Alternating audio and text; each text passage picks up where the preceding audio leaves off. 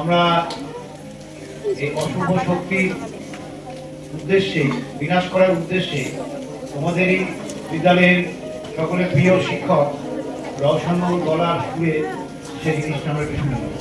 আমরা দেবীমাকে আহ্বান করবো, কিন্তু তার কাছে চাইবো কি? শুধু তো আহ্বান করলে হবে না। আমাদের এই পৃথিবীতে যাতে শান্তি বিরাজ করে, আমাদের এই পৃথিবীতে যাতে সুখ বিরাজ করে, আমাদের এই পৃথিবীতে যাতে অন্যায় অত্যাচার বন্ধ হয়, তার কাছে সেগুলো আমাদের চাইতে হবে। অন্যায় অত্যাচারের বিরুদ্ধে আমরা রুখে দাঁড়াবো,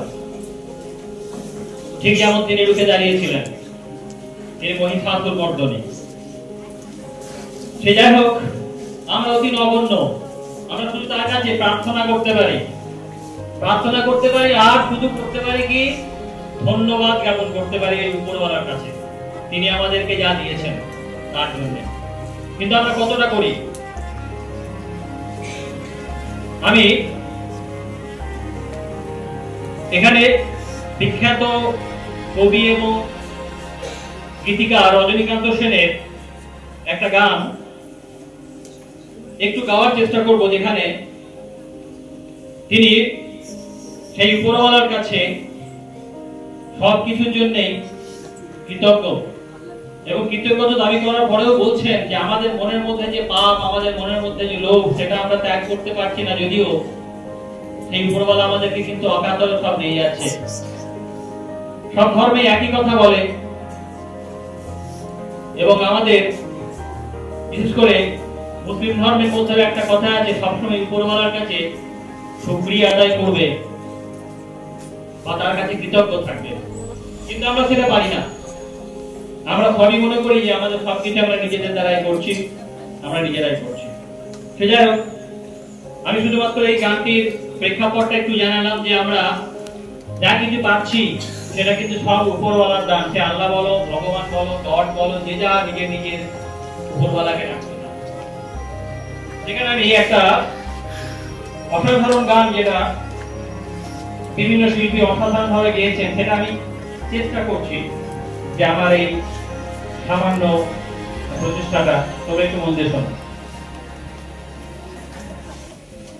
আমি অপ্রীতি অধম বলেও তো কিছু কম করে মোরে দাওনি, আমি অপ্রীতি অধম বলেও তো কিছু কম করে মোরে দাওনি, যা দিয়েছো তারি অযোগ্য ভাবিয়া, যা দিয়েছো তারি অযোগ্য ভাবিয়া, কেউ তো কিছু নাওনি, আমি অপ্রীতি অধম বলেও তো কিছু কম করে মোরে দাওনি, তব আশিস কুসুম ধরি নাই শিরে, পায়ে দোলে গেছি চাহি নাই ফিরে, আশিস কুসুম ধরি নাই শিরে, পায়ে দোলে গেছি চাহি নাই ফিরে,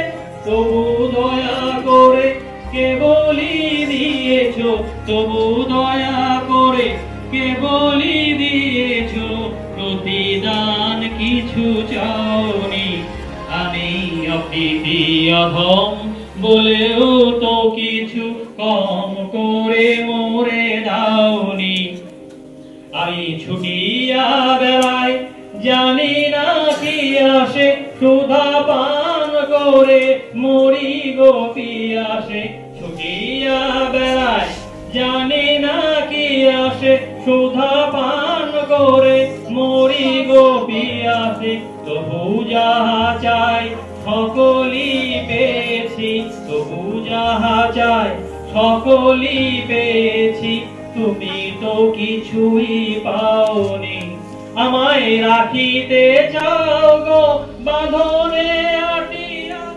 রাখিতে চাও গো বাঁধনে আটিয়া, শতবার যাই বাঁধন কাটিয়া, বাঁধিতে চাও গো বাঁধনে আটিয়া, শতবার যাই বাঁধন কাটিয়া, ভাবি ছেড়ে গেছো তবু ফিরে দেখি ভাবি ছেড়ে গেছো, তবু ফিরে দেখি এক পাও ছেড়ে যাওনি। আমি অপ্রীতি অধম বলেও তো কিছু কম করে মরে যাওনি। যা দিয়েছো তারি অযোগ্য ভাবিয়া, যা দিয়েছো তারি অযোগ্য ভাবিয়া, কেড়েও তা কিছু নাওনি। আমি অপ্রীতি অধম বলেও তো কিছু কম করে মরে যাওনি। আমাদেরকে উপরওয়ালা সবকিছু দিচ্ছে, কিন্তু আমরা উপরওয়ালা কোনো কৃতজ্ঞতা কিন্তু আমরা কখনোই প্রকাশ করছি না। শুধু এখানে উপরওয়ালা বলছি, আমি উপর ঈশ্বর বা আল্লাহ বা ঘটের কথা বলছি না। আমাদের যাদের আমাদের বাবা মা বা আমাদের যারা শুভাকাঙ্ক্ষী, তারাও আমাদের কতকে দিচ্ছে, কিন্তু তার প্রতিদানে আমরা তাদেরকে দিচ্ছি। এটা আমাদেরকে ভাবার সময় এসেছে, আমাদের ভাবতে হবে। তাই আমাদের এই শুভ মুহূর্তে বা এই শুভ অনুষ্ঠানে আমি তোমাদেরকে অনুরোধ করছি, তোমরা মাতৃ আরাধনার সঙ্গে তোমরা এই জিনিসটাও একটু ভেবে দেখো।